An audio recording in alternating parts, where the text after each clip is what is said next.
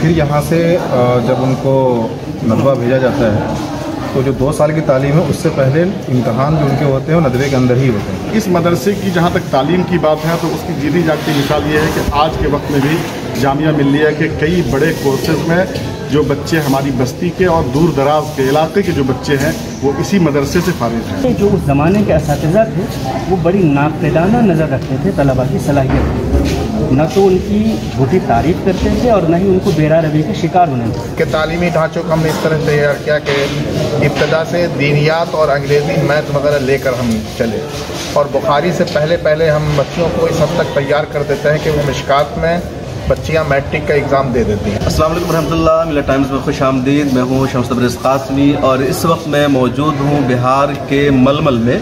मलमल एक छोटा सा गांव है लेकिन तारीख़ी जगह है और यहाँ जो सबसे तारीख़ी अदारा है वो ये मदरसा है जहाँ हम खड़े हैं। इस मदरसे का नाम है मदरसा चश्मे फैज़ मलमल।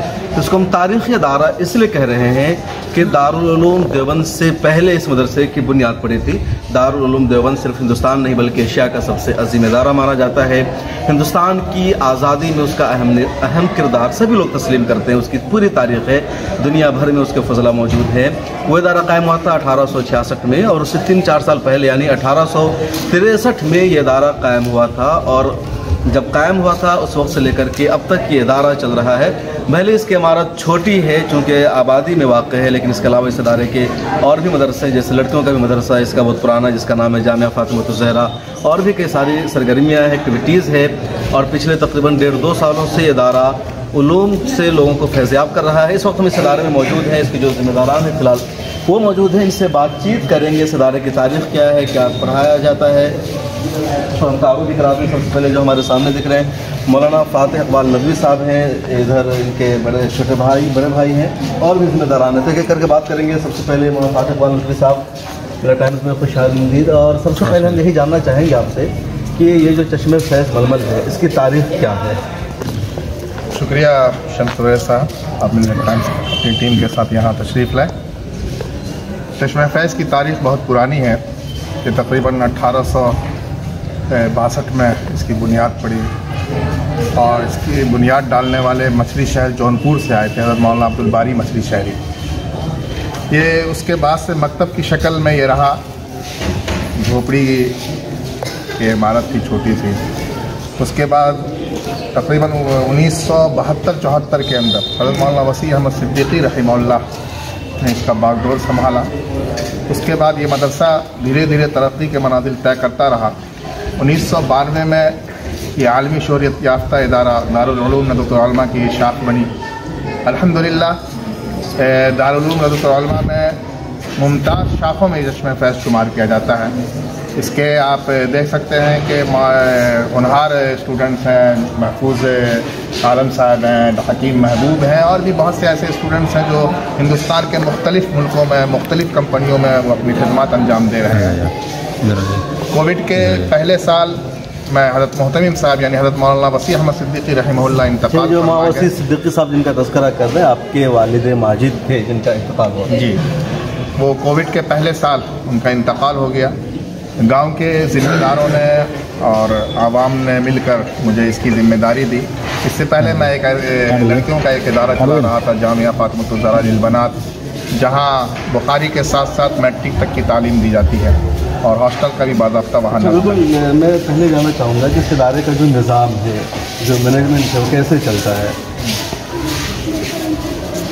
जब से मेरी ज़िम्मेदारी आई है चश्मे फैज़ पर, जब मैंने लिया है इसकी ज़िम्मेदारी ली है, तो हमने तलबा के ऊपर फ़ीस लागू किया है कि कम से कम आप तालीमी फ़ीस के नाम पर 500 रुपये मैं तलबा से लेता हूँ, जिससे जो मतबख का निज़ाम है, खाने पीने का है, उससे वो हल हो जाता है।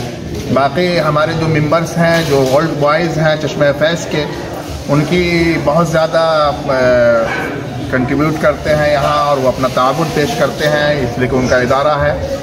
और इस तरीके से और भी बहुत से मेंबर्स हैं और जो बही खां हैं वो मदरसे का ताबुन करते हैं। आप जैसे मोहतमिम हैं तो आप खुद मुख्तार मोहतमिम है या कुल मुख्तार है या कोई शुराई निज़ाम भी है या अमला की कोई कमेटी है?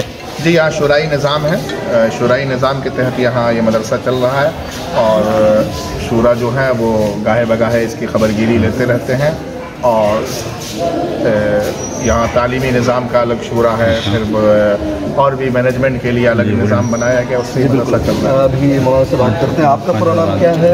मेरा नाम बासिर इकबाल नदवी शर्फी है। अच्छा, शर्फी। तो आप ये बताइए कि यहाँ जो बच्चे पढ़ने आते हैं तो नदवा जाकर के उनको कितनी तालीम मुकम्मल करनी पड़ती है, और ये भी बताइएगा कि यहाँ के जो बच्चे जाते हैं डायरेक्ट उनका नदवा में दाखिला हो जाता है या वहाँ भी कोई एंट्रेंस टेस्ट होता है? ये आलमियत से पहले आखिर के 2 साल वो वहाँ नदवे के अंदर में रहते हैं, और निज़ाम इस तरीके से है कि जो वहाँ के निसाब के मुताबिक को तालीम दी जाती है, और फिर यहाँ से जब उनको नदवा भेजा जाता है तो जो 2 साल की तालीम है उससे पहले इम्तहान जो उनके होते हैं वो नदवे के अंदर ही होते हैं। और अभी तक का जो रिकॉर्ड है पिछले समझिए लगभग 30 सालों से बच्चे इलाक हुआ है तब से काफ़ी ज़्यादा बच्चे और वहाँ पर नुमायाँ कामयाबी हासिल करते हैं, और फिर नदवे से निकलने के बाद वो फिर मुख्तलिफ यूनिवर्सिटीज़ के अंदर में दाखिला लेते हैं, चाहे वो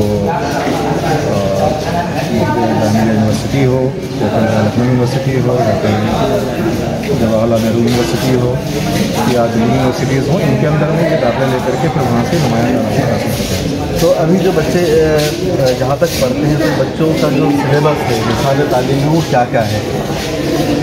देखिए, यहाँ मदरसे के अंदर में तो आमतौर पर जो तालीम है वो जो अरबी की पढ़ाई हम लोग करते हैं उसके तरीके से होती है, लेकिन उसके साथ साथ में मैथ है, साइंस है, ये सारी चीज़ें बेसिक तालीम, और उसके साथ में क्लासेस के हिसाब से इस तरीके से लेकर चला जाता है कि जब वो यहाँ पर अभी इनका 2 साल बचा होता है जाने के लिए, वो इस पोजीशन में होते हैं कि प्राइवेटली वो किसी भी स्कूल से दाखिला लेकर के वो 10th कर सकते हैं, और वो 10th का एग्ज़ाम बड़े आसानी के साथ पास करते हैं, इम्तियाजी नंबरों से पास करते हैं। हमारे पास अपना बोर्ड नहीं है, लेकिन आप इतना पढ़ा देते हैं कि किसी स्कूल से फॉर्म भर के किसी बोर्ड से एग्ज़ाम दे सकते हैं। बिल्कुल ऐसा ही होता है, और दे रहे हैं इसको अल्हम्दुलिल्लाह। इसके अंदर में इस मदरसे की एक बहुत ही नुमायाँ ये कामयाबी है, और ये आमतौर पर ये कहा जाता है कि इस मदरसे से निकलने वाले बच्चे को चारों जानिब से इतना तैयार कर दिया जाता है कि ज़िंदगी के आगे के मराहिल को बड़ी आसानी से वो पूरा करते हैं। तो आपने अपना कोई बोर्ड नहीं लिया, आप दूसरे बोर्ड से रब्ता करके अपने बच्चों को एग्ज़ाम दिलाते हैं? NIS है,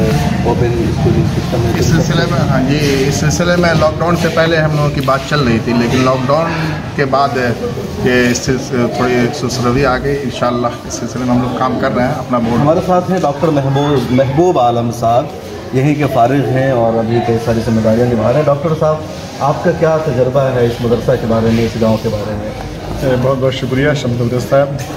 मेरा तजुर्बा यही है कि मदरसा चश्मे फैज़ इलाका ही नहीं, दूर दराज बल्कि पूरे हिंदुस्तान में यूँ कहा जाए कि ये एक नुमाया काम अंजाम दे रहा है ये मदरसा। और जहाँ तक इस मदरसे के फ़ारिगीन की बात है या यहाँ पे जो तालीमी निज़ाम का सिस्टम है या बुनियाद मजबूत करने वाली बात है, तो मैं जहाँ तक समझता हूँ कि 92 के बाद से, जहाँ तक मुझे याद है 92 में इस मदरसे का बाकायदा इल्हाक़ हुआ, और उस ज़माने में तहक़ीक़ के लिए दारुल नदवतुल उलमा के बड़े बड़े असातिज़ा यहाँ तशरीफ़ लाए। बल्कि 96 में मुझे याद है कि अल-फ़िक़्हुल मुयस्सर के मुअल्लिफ़ मौलाना शफ़ीक़ुर रहमान साहब यहाँ तशरीफ़ लाए थे। मैं उस ज़माने में ज़ेर तालीम था, तो और वो शाख के ज़िम्मेदार थे। तो इस मदरसे की जहाँ तक तालीम की बात है तो उसकी जीती जागती मिसाल ये है कि आज के वक्त में भी जामिया मिल्लिया के कई बड़े कोर्सेज़ में जो बच्चे हमारी बस्ती के और दूर दराज के इलाके के जो बच्चे हैं वो इसी मदरसे से फारिग हैं। और अभी हमारे दरमियान भी जो खड़े हैं डॉक्टर महफूज आलम नदवी, इसी मदरसे से वो निकले हैं। और जब दारुल उलूम नदवतुल उलमा वो गए थे तो मुझे बड़े फ़ख्र के साथ ये बात कहना पड़ रहा है कि ये अपने क्लास में सबसे नुमाया थे नदवे में, और उस ज़माने में ये सुलेमानिया हॉस्टल के मोतमद बज़्म खिताबत बने थे। और फिर आम तौर पर मदरसे के बच्चों में ये चीज़ें होती नहीं है कि वो यूनिवर्सिटी और कॉलेज में जा कर के अपना झंडा लहरा दे, लेकिन यहाँ के चंद ऐसे नाम हैं जिन्होंने जामिया मिल्लिया से लेकर दिल्ली यूनिवर्सिटी और जवाहरलाल नेहरू यूनिवर्सिटी में अपना परचम लहराया है। वो चंद हमारे गाँव के हैं और अल्हम्दुलिल्लाह आज की तारीख में वो कामयाब हैं। बिल्कुल, बहुत शुक्रिया। डॉक्टर महफूज आलम साहब, आप ही के नाम पे चर्चे हो रहे हैं, आप ही एक रोल मॉडल है इस मदरसे के, तो ऐसा क्या क्या है आपने जितनी चर्चा हो रही है आपकी बात इधर देखिए, आपको सामने देखिए। और इस इदारे को तारीख़ी इदारा कहने के बजाय तारीख़ साज इदारा कहें तो ज़्यादा बेहतर है। और ख़ास तौर से इस इदारे के नशत सानिया के बाद एक छोटे से गांव में फिक्री बुलंदी जो मिली है वो हमारे रूह रवा जनाब वसीम अहमद सिद्दीकी साहब को वजह से मिली है। मैंने वही किया जो हमारे असातिज़ा ने मुझे करने का मौका दिया। और मदरसे का जो माहौल था मेरे ज़माने तालिब इल्मी में, वो ये माहौल था कि आप छोटी जगह ज़रूर हैं लेकिन ज़हनी एतबार से आप बहुत बड़ी जगह के लिए तैयार हैं। उस ज़माने के जो हमारे असातिज़ा थे काबिल ज़िक्र मौलाना माइन अहमद नदवी हैं और मौलाना सैफुल्लाह साहब हैं और नए नए मौलाना फातेह साहब हैं, और इन लोगों ने ज़हनी तौर पे हम लोगों को बहुत परवान किया और हर नशिस्त में ये बताते थे आप छोटी जगह पे ज़रूर हैं लेकिन ख़ुद को तैयार करें बड़ी जगह पर। मिसाल के तौर पर अन्नातुल अरबी का प्रोग्राम, जमाअतुल इस्लाह का प्रोग्राम, वॉल में एक दिन शाही है और इंग्लिश में उस ज़माने में पर्चा निकलता था द जौहर और द फैक्ट के नाम से, यहाँ से। इसमें जो उस ज़माने के असातिज़ा थे वो बड़ी नाक़दाना नज़र रखते थे तलबा की सलाहियत, न तो उनकी झूठी तारीफ़ करते थे और न ही उनको बेरा रवि के शिकार होने देते। वक्त का सही इस्तेमाल होता था, तलबा की एक्टिविटीज़ पर बड़ी गहरी नज़र होती थी। क्लास में आप आ रहे हैं तलबा से ये पूछा जाता था कि आप मुताला करके आए हैं या नहीं आए। तो अभी आप क्या कर रहे हैं आजकल? मैं इस वक्त एक डैनिश बैंक में एज ए रिलेशनशिप मैनेजर हूँ। जी हमारे साथ मौलाना अपना तारुफ कराइए। मेरा नाम मोहम्मद सालिम है, मैं यहाँ पर हिफ्ज़ का उस्ताद हिफ्ज़ के बच्चों को इससे पहले मैं बता दूँ कि इस मदरसा के जो रूह रवां जो थे मौलाना वसीम अहमद सिद्दीकी, उनके ख़ास जो नायब महतूम थे मौलाना मकीन अहमद साहब रहमान, उन्हीं का फर्जंद थे। मकीन अहमद रहमान। मकीन अहमद रहमान जी। आप हिफ्ज़ पढ़ाते हैं, इससे एक सवाल कर लेते हैं कि उमूमन एक बच्चे कितने दिनों में हिफ्ज़ मुकम्मल कर लेते हैं? 2 से 3 साल के अंदर। 3 साल के अंदर। पिटावटा कितनी होती है? ज़रूरत के मुताबिक होती रहती है, सबकी भी होती है, नरमी भी होती है। अगर छोड़ दिया जाए बच्चों को नरमियत के एतबार से तो बच्चे नहीं आगे चल पाएंगे। इस वजह से वक्तन फ़वक्तन उसको देखना ही पड़ता है। तो बहुत शुक्रिया। मदरसा है जिसमें फैज़ मलमल यहाँ के सारे ज़िम्मेदारान मौजूद हैं जी। अच्छा बिल्कुल वॉल मैगज़ीन हम दिखाएँगे। और मौलाना एक आखिरी सवाल आपसे कि अभी जो आपके यहाँ कुल कितने बच्चे हैं? तकरीबन 170 बच्चे हॉस्टल के अंदर हैं और जो बच्चे जो बाहर से खारजी आते हैं वो कुल तकरीबन 400 से ऊपर। तो जो बच्चे आपके यहाँ पढ़ते हैं यही इसी गांव के हैं या बाहर के बच्चे भी होते हैं? बाहर के बच्चे हॉस्टल में मुक़ीम होते हैं और दूर दराज पूर्णिया खगड़िया। आपका एक और मदरसा लड़कियों का मदरसा है, आप स्क्रीन पर देख सकते हैं, जामिअतुज़ ज़ोहरा फातिमतुज़ ज़ोहरा मलमल का अच्छा मदरसा है, लते सड़की है। तो वो मदरसा कब कायम हुआ और लड़कियों के तालीम में क्या उसका किरदार है? ये 1992 में इसका क़याम अमल में आया। उस वक्त में तकरीबन समझिए कि 1997-98 तक ये इसमें हॉस्टल नहीं था। गांव की बच्चियां आती थी और पढ़ करके चली जाती थी, लेकिन ऐसा महसूस हुआ और इलाके के लोगों ने कहा कि इसकी ज़रूरत महसूस हुई कि आए यहाँ आकर हॉस्टल में रहकर तालीम हासिल करें। हमने एक छोटा सा समझिए अपने घर के दूसरी मंजिल को हॉस्टल बनाया और धीरे धीरे आज अल्लाह का शुक्र है तकरीबन 250 से ज़ायद बच्चियाँ हॉस्टल के अंदर हैं। इसके तालीमी ढांचों को हमने इस तरह तैयार किया कि इब्तदा से दीनियात और अंग्रेज़ी मैथ वगैरह लेकर हम चले और बुखारी से पहले हम बच्चियों को इस हद तक तैयार कर देते हैं कि वो मिशकात में बच्चियाँ मैट्रिक का एग्ज़ाम दे देती हैं। फिल वक्त अभी अपने तौर पर तो हम बच्चियों को एग्ज़ाम नहीं दिलवा पा रहे हैं, एक स्कूल से मेरा करेक्ट टाइप है, वहाँ से हम बच्चियाँ एग्ज़ाम देती हैं।